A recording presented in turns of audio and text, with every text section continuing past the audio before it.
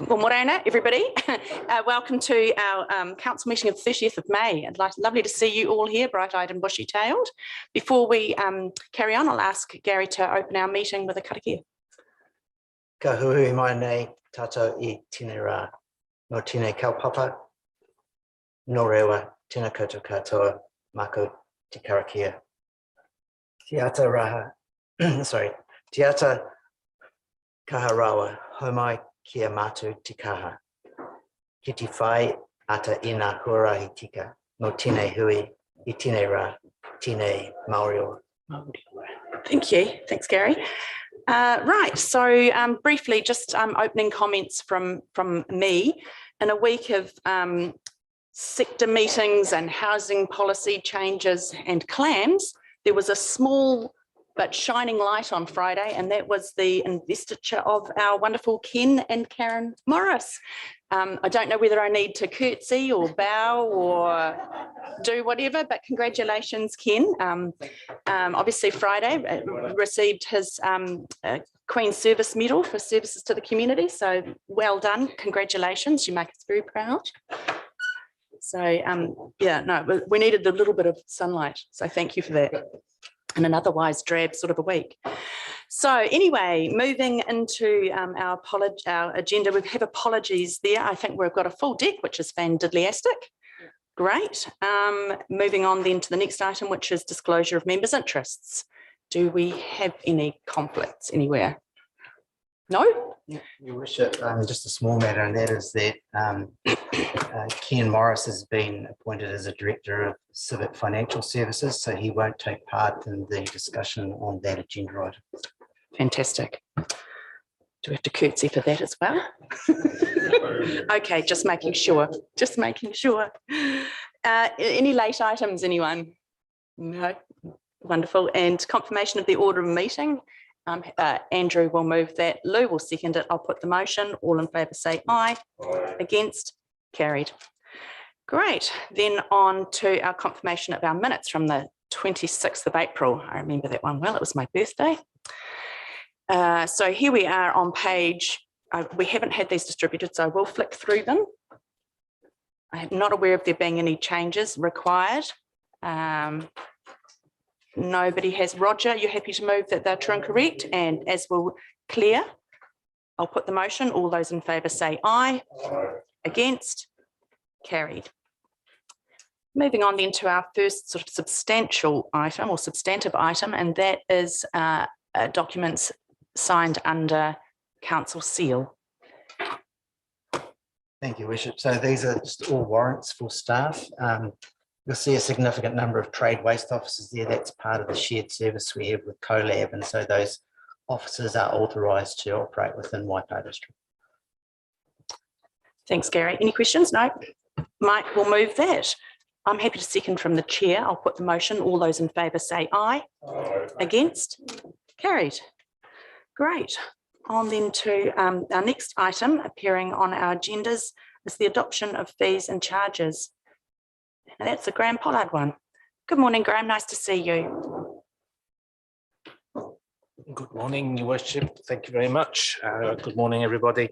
So this is the this report is just for the adoption of the fees and charges for 2023-24, exactly as recommended by Strategic Planning and Policy Committee on the 2nd of May, but with the addition of 3 minor amendments. On your agenda pages 30, 50 and 63, they are track changed in the schedule, and those changes are covered off by the recommendation. Thank you. Thank you, Graham. Pretty straightforward as we have dealt with this one before. Any questions or comments to make on this by anybody? No? Okay, well, I'm happy to move the motion. You'll second it, Bruce. I'll put the motion. All those in favour say aye. Aye. Against? Carried. That was pretty painless, wasn't it? Fabulous. Thanks, Graham. And on then to our next item, which is one of Joe Greed's, which is the adoption of standing orders. Good morning, Joe. So we should, just as Joe is coming to the table, there was a track change version of this version of the standing orders circulated in a separate diligent folder. The reason it's in a separate folder is we didn't want you to lose your notes that you've taken on the previous version of the agenda. Joe. Morning. As Harry said, this is a paper to present the adoption of standing orders for this triennium. Does require a vote of 75% of the members present in favour. Just to run through a couple of the options that we have incorporated into the standing orders, which are the same as we have in your current standing orders, which relates to the chairperson having a casting vote. That has worked well in the past, not often used, but it's there if you need it. Audio link and audio visual, the option there to have that available for members to join if the technology is there. You can either have that in or out of standing orders. So we have that, we've put that in this proposed version, the same as last time. And it also the options for speaking and moving motions. We have gone with option C, which is the least formal of the speaking arrangements there. Same as last time, seems to be working well currently, so I didn't see any need to propose any change there. Does anyone have any questions on the standing orders? Thank you, Madam Chair. On the first page, it said it's not mandatory to have them, but and it is not necessary they adopted every triennium. Does that mean that the previous triennium that they just carry on, just keep going? They do. So because it's mandatory for you to have standing orders, and you've got to get a 75% vote to adopt new standing orders. So if there's no kind of 75% majority around the table, then the current ones just apply. Yeah. So you're never without them. Don't worry about that.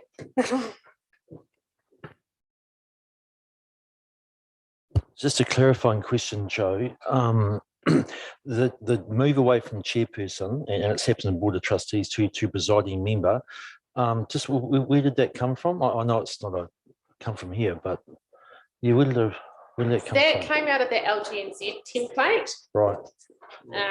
Right. Not sure if they provided a specific explanation about The why, yeah. It's why obviously that one. it's outside the council as well. I just didn't quite know where it came from, but that's right. So I guess from moving forward, we are, well, not we are, but the chairs will become presiding members. Doesn't look like they provided any particular comment on that change that they proposed in the template. Doesn't flow off the tongue as easy, that's all.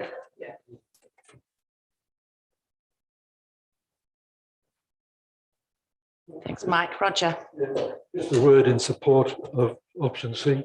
Yeah. I think we've got a good environment around the table for encouraging discussion, and we normally perhaps achieve change to any motion by consensus. But I think that this is a good option for that environment. That's good. Thank you. Yeah, I agree, Roger. I know that there are other councils that are quite formal and strict in terms of the way that their meetings are run, and I think we have some pretty robust and honest debate around our table, so I'm quite comfortable with option suggested there. Any other comment or question to make there in respect of those standing orders? Obviously reasonably long, lots of attachments. No, Marcus, you're happy to move that? And Roger will second that. I'll put the motion. All those in favour say aye. Aye. Against? Carried. Wonderful. Thank you so much, Joe. And then on to the next one then of yours, Joe, which is selected member code of conduct. Appearing on page 211. Thank you. Well, this is another one again where this will stay in place as for standing orders unless you adopt a new one, requires 75% majority vote around the table to adopt a new one. What we the thinking was that actually your current code of conduct, the current one that we have, has been working well. There was a new template that came out, and there were kind of parts of that we thought we could use. There was a particularly good section in the new template on behaviours, which kind of really, while they were kind of aligned to what we had in kind of principle form in our current code of conduct, were a lot more descriptive, so provided a lot more clarity. So that we thought they were really useful to pull through to your current code, which seems to be working well. And also there was much more kind of detail in the complaints policy, and that's about in the complaint regime, and that's about us setting up that new policy separate for that, for dealing with that. And there was a lot more detail with that, greater element of kind of independence in there too, which, you know, if you're ever going to use it, was also thought to be something that would be useful to propose in the new code of conduct. So it was about kind of pulling through kind of two elements to kind of supplement what you've already got in the current code. So that was the thinking with that. So has anyone got any questions? Claire, Marcus, and then Roger. Thanks, Jo, and thanks for clarifying some points I raised with you, about parts of it. But I, on the policy, pointed out that some reformatting might be in place, Yes, because there's a section 3, but I do think, and I think I should have raised it in my opening, I think we need to probably, because that attachment it says it's part 3, but it's actually the first attachment to our policy. So I think in terms of recommendation C that you have in your report, if we add on to that, subject to amending the numbering for part 3 and its subsequent numbering to part 1 in the document, and then that gives us the scope to just change that numbering, not only in headings, but there is some cross-referencing back to the other in the body of those attachments to other sections. So we need to be able to change that subsequent numbering to flow that through from part 3 to part 1. So if everyone's kind of happy with that amendment there. thank you. So That makes sense. Yeah. Thank you. Marcus, and then Roger. I'm just wondering, should it be, if this is a policy that we're adopting for now and in the future, should it be gender neutral? Because it says like her worship and we've crossed out his worship, but should it be like just the mayor? Because what happens in 3 years' time if we have a, or if we have a they mayor? Are you planning a coup? No. We could have a they them mayor or his, or whatever. I actually did think about that too, in fairness, because we do have a few policies like that that refer to his worship, the mayor, and things. If we can make it neutral, it saves the hassle of having to. So we We adopted it. I know that would be a bit excessive to do that. Yeah. So I think if we tack on to that recommendation that I just read out and making the document gender neutral, Perfect. I can tack that on the end of the numbering. Yeah. That works for everybody. I think that's a great idea. I had thought of that, but I thought, no, Susan, keep your mouth shut. Roger. Yes, thank you, Your Worship. Just in point 1, introduction, it says any council appointed members of the following council committees. We recently made the housing group a formal committee of council.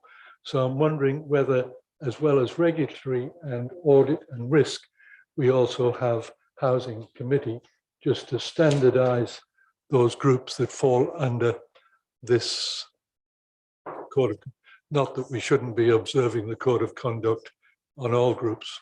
I think we do have this quite a number arranged when we look up, I suppose, across all of our committees and subcommittees for other appointed members, like on district promotions and last training we had Iwi Consultative Committee, and so there was a number of committees where we had wider membership. One of the things with this code and why we had limited it to that group was because there is an obligation in your code in terms of the register of interests, and that register of interest, not the new one that you do, but the one that you've done for a long time. People who have to comply with those codes need to complete that, and I think that was kind of the reasoning we did last training of kind of keeping it to that smaller group of appointed members on our committee, so not going to all appointed members, that it was kind of only appropriate probably for those that were here on a more regular basis to be having to do that register of interest, like someone on, you know, district promotions or maybe something else, or housing subcommittee, or if you get another committee, or, you know, previously ICC, that they shouldn't all have to do that. That kind of Maungatautari, for example, that all have to, you know, once they all have to do it there. It's about, I suppose, how wide you kind of cast the net with something like that. Yeah, I can see your point. Yeah. I really would have thought that a code of conduct would apply to every meeting we have, to be honest. Yeah, I think it's just that register of interest is one of the ones that kind of sticks out, that I wonder if that would be, it is an obligation, we need to have that in our code. But we could make it wider and make everybody do that. You probably wouldn't make everybody put theirs on the website, but, you know, whether you want to be making them do that. Yeah, it's about where you draw the line, isn't it? Sort of floodgates argument to that one. Claire. Yeah, well, just on that, I mean, even those people that are appointed to those committees, they still need to declare an interest or a conflict. Yeah, so I feel that there's some safeguards there, rather Yes, than yes, having, they you know, so, do. yeah. Yeah, without having to tell us kind of the other detail about what their, you know, where their partner's employed and you know, what interest they've got, where, you know, what property they own and all the rest of it. That might, you know, do you want to be making those people on those smaller committees do that? Thanks. Mike. It's all public information anyway, isn't it? I suppose It's for on the- some people that might be on a like a smaller committee, like where their partner works, I'm not sure that that, or, you know, is necessarily something that they sign up to being in the public eye. I mean, it's quite different with you as elected members, and you know, you have an obligation to tell people, you know, about what your interests are and where they align, so they can kind of, you know, make sure that you're accountable. But Mike, Go with the feeling. you're comfortable? Yeah, I'm quite comfortable with it. So just where you draw that line, and I think we're about where we should be. But Mike. Yeah, thank you through the mayor.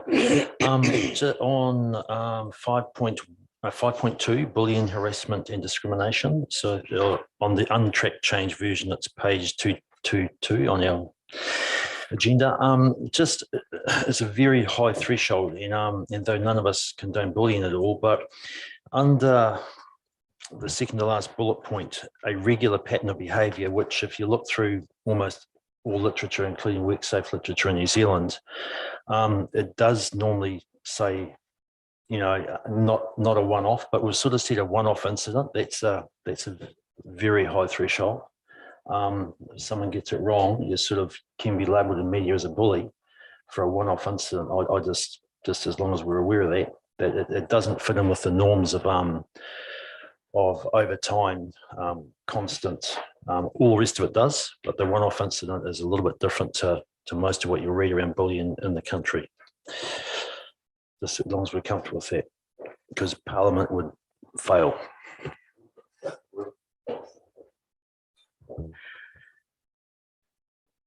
Any response from anybody to Mike's thoughts or Claire? Your Worship, well, I was wondering, was there a reason why that wording was used as taken from the LGNZ? It came from the template. So again, if there's something that you would like to amend, we could add on to our recommendation amendment there to say, you know, and remove reference to a one-off incident in 5.2 of the, or that'll be actually on, because the amendments we were talking about related to C was, did you spot gender neutral issues in the code or the policy or both documents, Marcus? The second one. Second one. So we could add on, like if you want to, in terms of B, we could add on to there subject to, so you could adopt it subject to removing the reference to a one-off incident in 5.2. Yeah, if I mean, you want to. Yeah, because I mean, if there was a one-off incident, that could quite easy, the chair or the presiding member could quite easily track that back into 5.1 under respect and hold that councillor up or committee member.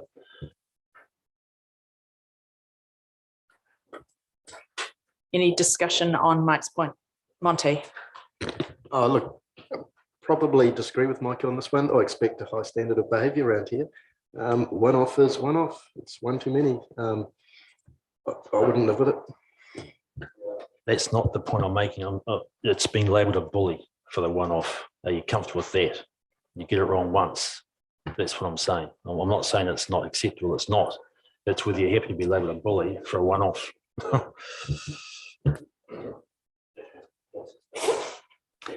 Lou? Through you, Madam Chair, I think if you remove that one off, it's got in front of that a regular pattern. And I would take the word regular out, or a pattern of behaviour. This is something that regular means you've got multiplicity there, quite a dozen, you know, it means that you've got to go through quite a lot. I do tend to agree with Councillor Montgomery that bullying is certainly unacceptable and possibly something that doesn't happen here much. But I just wonder whether that word regular should be included as well in that. And that, sorry, through the Mayor, that would actually fit in with some of the literature, and that it can be like 2 can be enough to be labelled A, and particularly if you think it's going to be ongoing. Yeah, I think that would actually be a really sensible way forward with that line. So would your suggested change be, Mike, then it says a pattern of behaviour, comma, and then moving on to the next? Claire? Yes, I'm feeling a bit cautious about this as well, but mainly because I think a one-off incident may be, I suppose, an extreme example, you know, like just one, I suppose, intense incident. I feel I'd like that protection there, I guess. And when you use the word a pattern of behaviour, it's more than one, but it might be classed would be more than 2, more than 3, you know, like I'd be really trying to limit the occasions that had occurred before it was identified as bullying. That's all. I was wondering whether or not you could keep pattern of behaviour with more than one incident of a severe incidents or something like that. Philip? Yeah, it's a bit of a tricky one, this one, isn't it? Yeah, it is.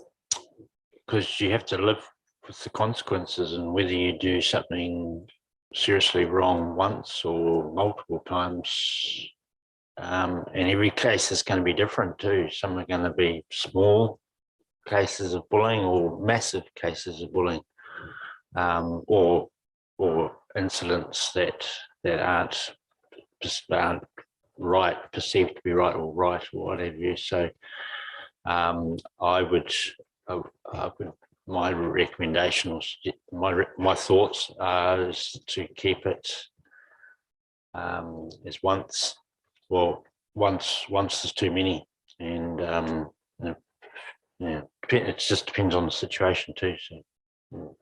So that wasn't very clear, but. Not really getting a very clear signal here, Andrew. Yeah, we're spending quite a lot of time on something that's basically hasn't ever happened to date. And quite frankly, I'm happy to leave it as it is. And look, if something like this does happen, I guess in a meeting, the chair is the person to just say, hang on, you know, that's not on, and move on basically. But yeah, I agree with you, Mike 1 and Mike 2. I agree with Mike over here on my right. Once there's too many, let's just leave it. Thanks, Andrew.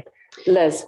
I'm happy with the recommendation as is and the code of conduct as is, so happy to move a recommendation.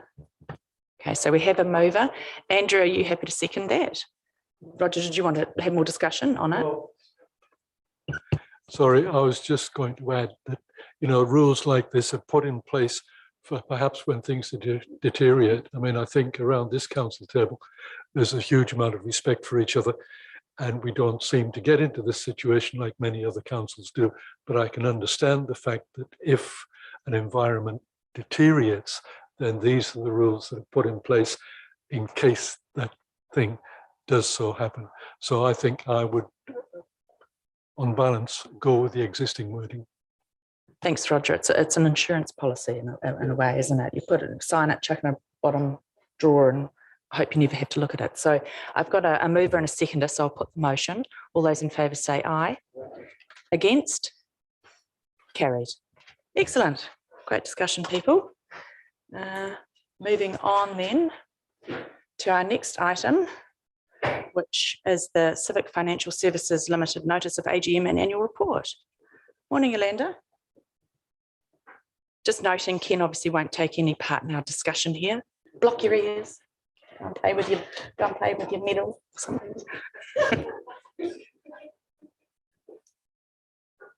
Good morning, Your Worship and committee members. So we received notice from Civic Financial Services on the annual general meeting where two substantive matters are being voted on. One is the receiving of the annual report for 2022 and the other is the appointment of the auditor. Also to note that our Deputy CE, Ken Morris, will be elected unopposed to a director's position at Civic at this meeting. We're requesting the council to provide authority for the chief executive to complete and forward the proxy to vote in favour of both those items. Thank you. Thank you, Linda. Andrew. Yeah, thanks. Yeah, I've got no issue with any of this. I'm just curious about the $1 million write-down in the tax losses. I had a look at the report and it kind of went over my head, to be honest. So can you give me a no? No, we don't have any insight, but I will pose the question to Civic and provide feedback. Yeah, just seemed like a lot of money. Mm-hmm. But yeah, apart from that, I'm very happy with. Okay.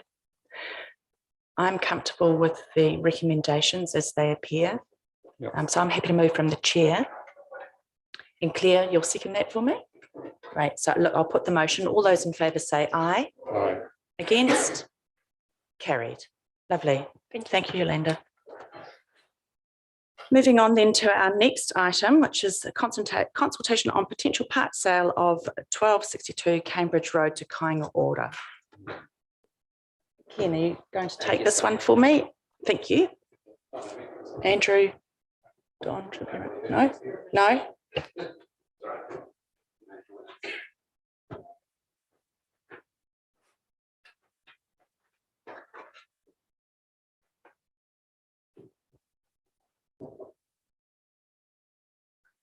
Okay, good morning, Your Worship. Good morning, councillors.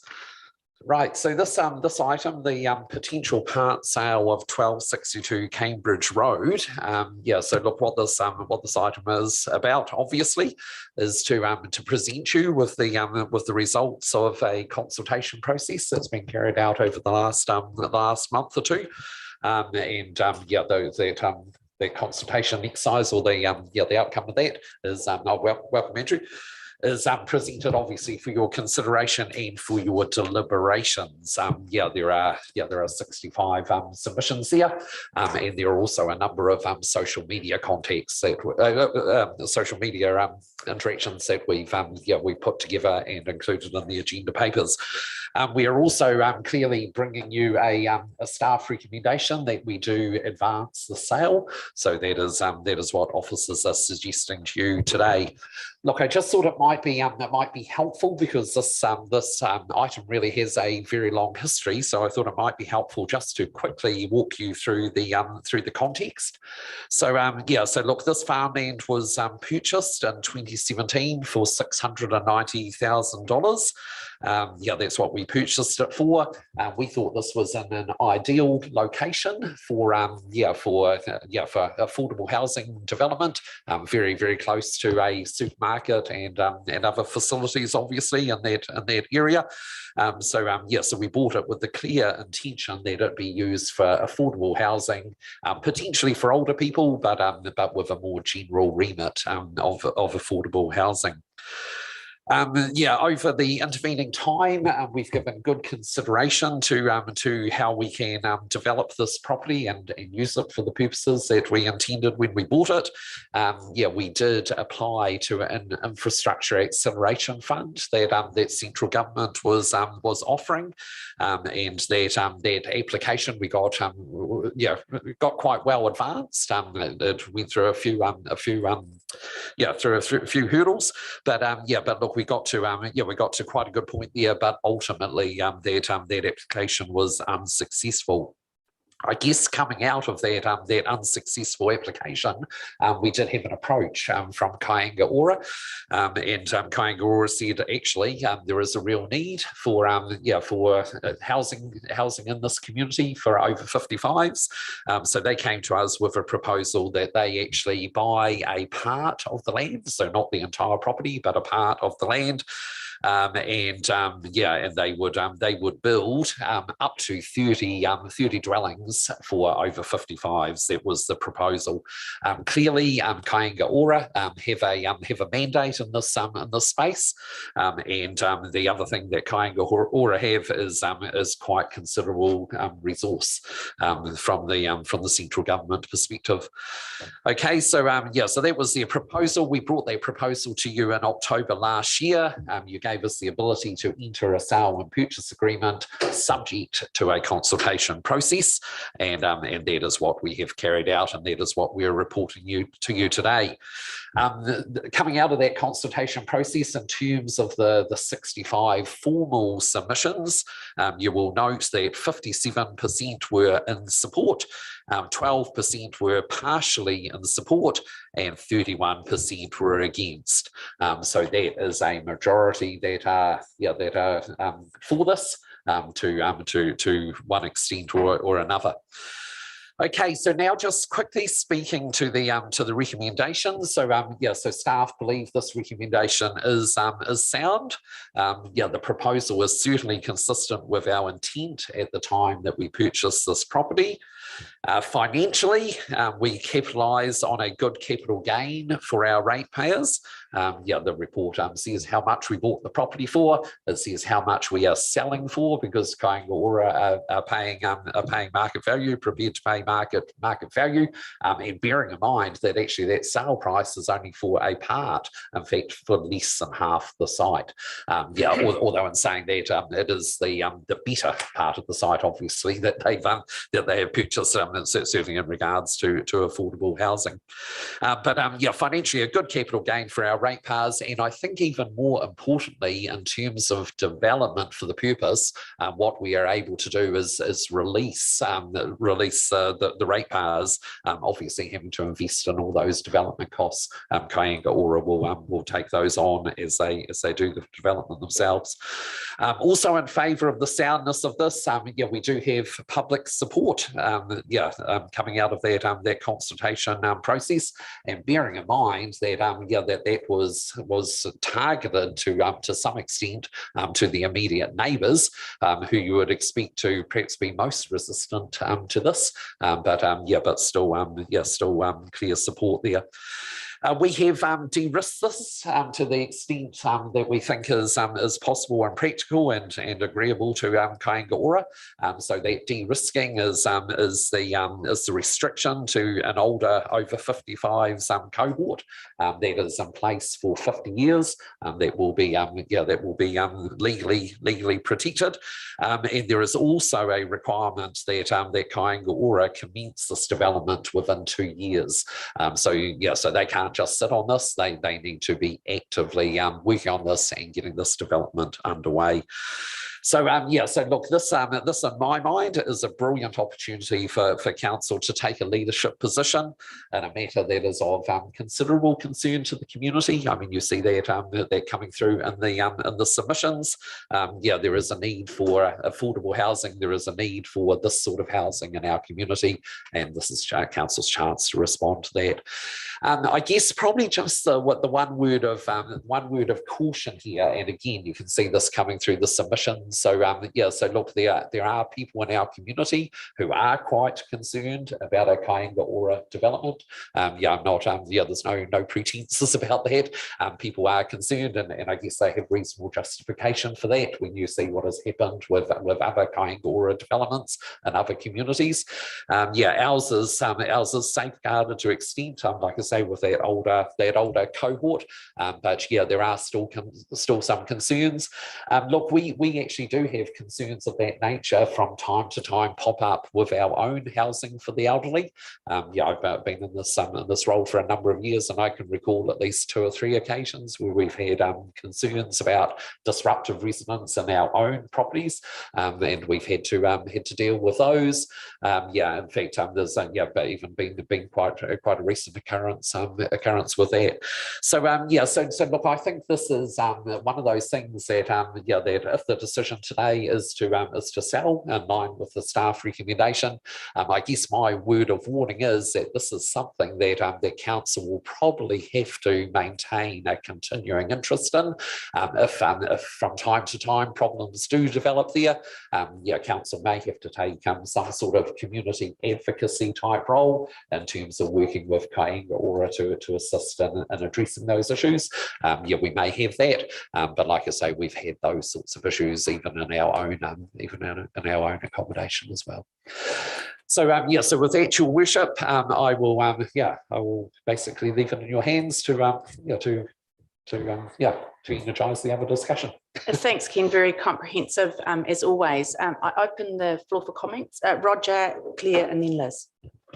Yes, thank you, Your Worship. Thanks, Ken, for that. It's a balancing act, isn't it? I mean, I can see the both sides. We do need affordable housing, and we do need more housing for the elderly. But again, our fear is the occurrence of the social housing aspect, which is shown to be quite a challenge in other areas.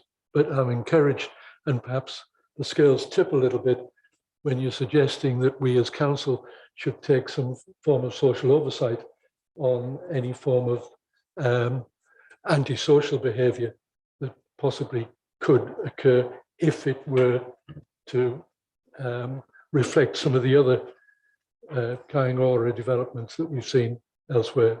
So that kind of, I think, if we're going to take that social awareness stance by council, then I'm happy to support this motion. Thanks. Thanks, Roger. Claire. Yeah, thanks, Ken and Andrew. Yeah, it's really great to see this come to this point. I've been really keen to see affordable housing as well being, I suppose, expanded in Tuamutu. But I certainly take on board the feedback that's come through from their submissions. And so in respect of that, I just wanted to get some assurance that the construction standards are going to be sort of set by council, aren't they, as to the, like what one of the feedback points was about the quality of the build, yeah, and things like that. Because I remember the Kāinga Ora submission, or that they came and spoke to us and they said that they can definitely satisfy that. Yes, so that was one of the things that I wanted to just cover off. Yeah. Good morning. Good morning, Your Worship. Good morning, councillors. There is a clause under the further terms of sale whereby council are involved in the design process. Mm. So, and we will have, we will be involved in that process, and that's part and parcel of the discussions that we had. Mm. Yeah, excellent. Yeah, that's great. And then I was surprised that some of the comments were that it wasn't clear in the consultation material that this would be available for Waipa residents, sort of, as a priority first.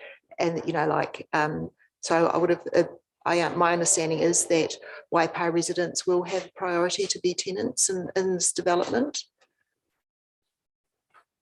Yeah, so through your worship, in response to that question, I'm not sure if there is a specific clause there. However, and actually maybe Gary Knight and you could assist here.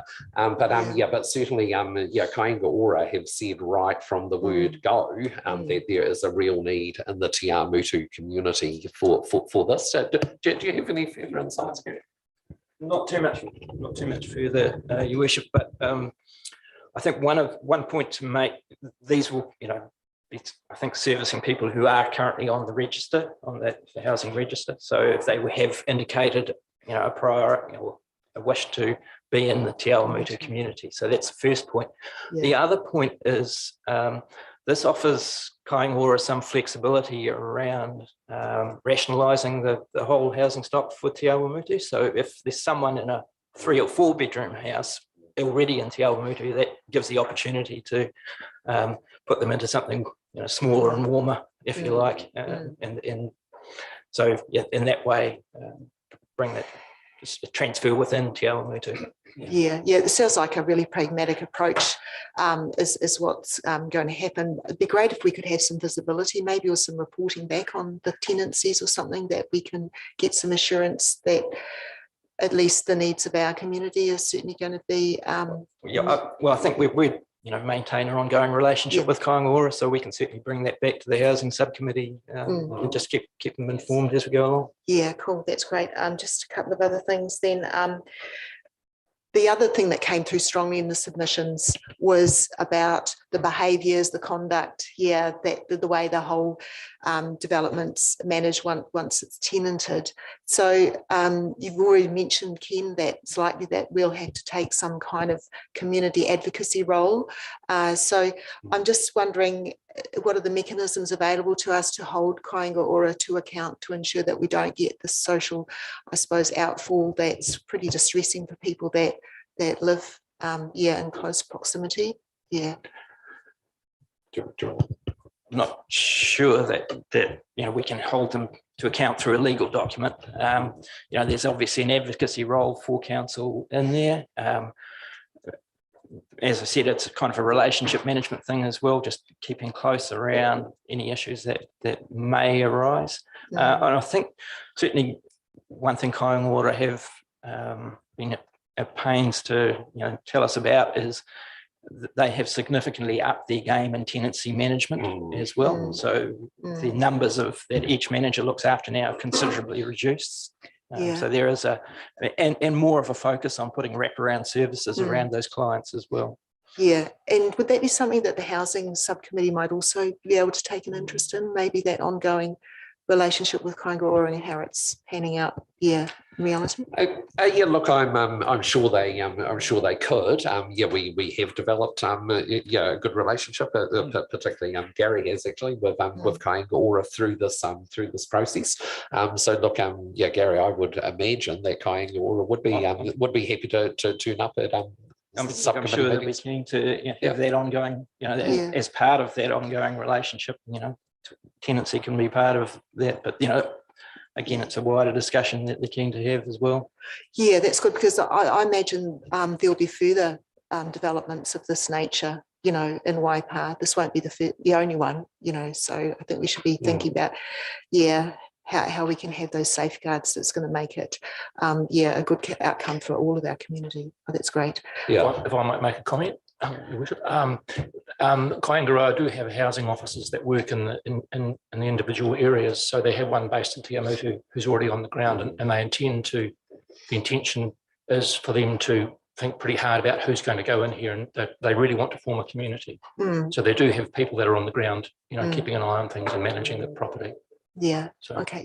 That's good to hear that. No, thank you very much. Appreciate that. Great questions, Claire. Liz. Thank you.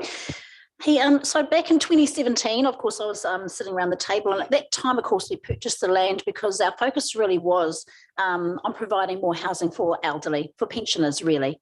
And so, this has, I guess, been a really neat journey to actually see this come to fruition. At that time, I guess the housing crisis wasn't quite as prominent as what it is, but I do feel like we're actually now addressing that at the same time. So I really like the 2-year part in the contract. So we're going to bring these houses to the, to those that need it sooner rather than later, but also the focus on the over 55s, I think is really important. It will then set the scene and set the tone of that development. I know with our current pensioner housing kind of rules, we do prioritise people who have strong family links and our own pensioner housing units. And I would really like to see Kāinga Ora to adopt that as well. I think that's really, really important. Those who have whānau family in Waipa should be prioritised over those that don't. And I think I would really like to see that strengthened if we can in the contract. Families who stay together, live together, there's that support. And I think that's what, Waipa is all about as well. I've said this before, but I also feel the urban design is something we still haven't quite nailed.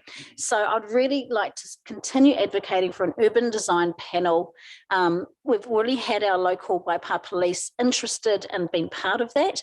When we're designing our neighbourhoods, they've already said we should be there helping in the design part of the process, because they have really good insight as to how, we might tweak designs to accommodate or look at how we might be able to improve security, but also just get a better, community level as well.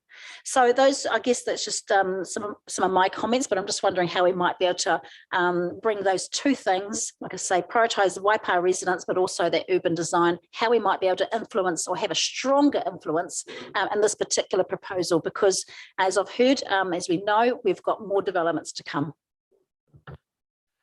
I'll just speak to actually perhaps to the second one first. So the urban design, as Gary mentioned a few minutes ago. It may have been Andrew who actually mentioned. A few minutes ago. So Kāinga Ora do need to work with us in regard to design. There is a clause there. We also do have the neighbouring property who you would have seen within the submissions. One from Veros, who on behalf of the owner of the neighbouring property, of course, they are very, very concerned about urban design when they're looking to build quite a substantial development right alongside with in fact actually the same entrance road. So look, that feedback will definitely go back to Kāinga Ora, and we will definitely be looking to take up any opportunity we have under that design clause in the contract. Just on that, I just kind of always felt that an external urban design panel with members of the Te Amutu, specialist skills, architects, that sort of thing, just might be really helpful going forward. Okay. As a suggestion. Yep. Okay. So we'll so we've got some leverage in the sale and purchase agreement. We will definitely pick up that matter with Kāinga Ora. In regard to the first one, the keeping it to the local residents and very clearly that local ties with the community, other family in the community, etc. Look, my concern there is that Kāinga Ora obviously have a mandate in this space. They will already have their own policies, rules, etc., in terms of how they do their tenant selection. So look, we can certainly talk to Kāinga Ora about this, but just what influence we've got, I'm not too sure. But Gary, do you want to speak to that? That's I think they are sort of governed by government rules around that. We can certainly put that view to them, and that they might be, as they sort of do that selection process, that they could consider that as part of it, but I don't think we can sort of contractually require it, I think. Thank you, Lou, and then Monty. Thank you, through you, Madam Chair. I'm very, very supportive of what we're doing here. I actually operate with welfare in the RSA. I just put one note of caution out here. Not everybody has family, local family. Okay, there are a lot of people out in our community, well over 50, who have lost a partner and the family have moved away. Okay, but they would actually benefit from a community environment. They are lonely people, and I deal with them on a regular basis. And this is one of the positives I can see with this development, that you are creating a community. These people are all over 55. And in a lot of cases, they're going to be well above that. So these are people that are not going to be bringing in that unwanted element. Most of them are just lonely people trying to survive in a very difficult environment. And as I say, I deal with many of these people regularly. So I'm very, very positive about the whole intent. I do concede that we do need to have some input into the design and the way that it is constructed. However, I feel very, very strongly that Kāinga Ora already own houses in that area, right in the bottom of the road. So they've already got developments there. They would love to move probably some of the elderly people out of the 4-bedroom homes or 3-bedroom homes into a unit such as we're developing. So I would like to move the acceptance of this and option 1. I think it's a great option for our council to proceed with. Thanks, Lou. Monty, did you have something before we? Yeah, a point well made, Lou, about new members to our community. I was probably siding with the strong theme that community connection is desirable. And Councillor St Pierre summed this up for me really nicely. When we first talked about this, Claire said, look, we're really happy to look after our own people. And that resonated with me, and I've been thinking about it since. And I think that's a really good starting point. So I don't know if I exactly have a view on this particular one, to your point, Gary, whether we could try and get in there a restricted covenant, not only about age, but about some kind of connection. I suspect not, but definitely going forward, because I suspect this is going to be the first of many. To me, it is really important that there is a connection, but I am mindful of Lou's point. So, but I do think most Waipa residents are happy to look after their own and to support social housing when it's for our own community. Yeah, a nice point, Monty. Is there any other conversation to be had here? Andrew? Yeah, I just want to say I'm very pleased to see this come to fruition. It'd be great if council could do it themselves. We can't, we don't have the funding. And to be honest, we probably don't have the technical experience and expertise in the area Kāinga Ora does. It's not going to be popular with everyone. We've seen that from the submissions, some of which seem to be a little bit confused about exactly where it was, but apart from that, yeah, I mean, not everyone's going to be delighted. However, it is where we need to go in the housing space. So I'm happy to second. Okay. All right. So before I put the motion, I just want a quick clarification from you, Andrew. Appearing on page 362 is Tia Ormsby's submission. It's in Te Reo Māori, and I just sort of think it'd be helpful, even though I know it's been translated and taken into account in terms of the paper. I think elected members probably, by and large, won't understand what her submission is. So would you be able to convey to us what that translation says, so we can consider it before we vote? Thank you.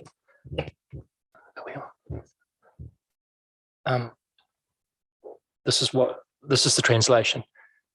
Ensure families who are without roofs, who are homeless, are safe. Take care of those who are without.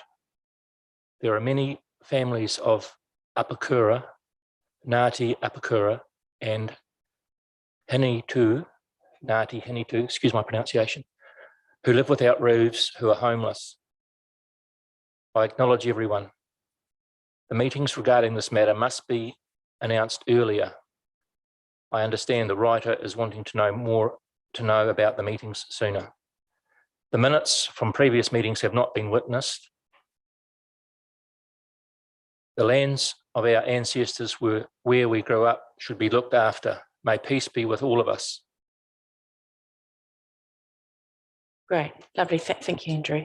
It's important we understand all the submissions that are given to us. So look, I have Lou has moved the motion. Andrew has seconded it. I'm being interrupted here. Yes, one quick thing. Sorry, so in respect of recommendation C, it says that we receive and consider the submissions. We've already considered them. So I suggest that we note the feedback on the sale following consultation as attached to Appendix 5. So we just change the first words on line C to noting the feedback. comfortable with that change, gentlemen? Excellent. Look, I think Andrew summarised it pretty well, to be fair. I think the benefits of this sale are many, and we can't be in a position where we please absolutely everybody, but we can also not be blind to people's need out there for more affordable home living arrangements. My only concern is we keep referring to elderly people as over the age of 55, and as somebody who's 51, I'm feeling rather nervous. But with that said, I will put the motion. All those in favour say aye. Aye. Against? Carried. Thank you. Does that make me elderly adjacent? Grey-headed teenagers. Okay. I'm not quite there yet.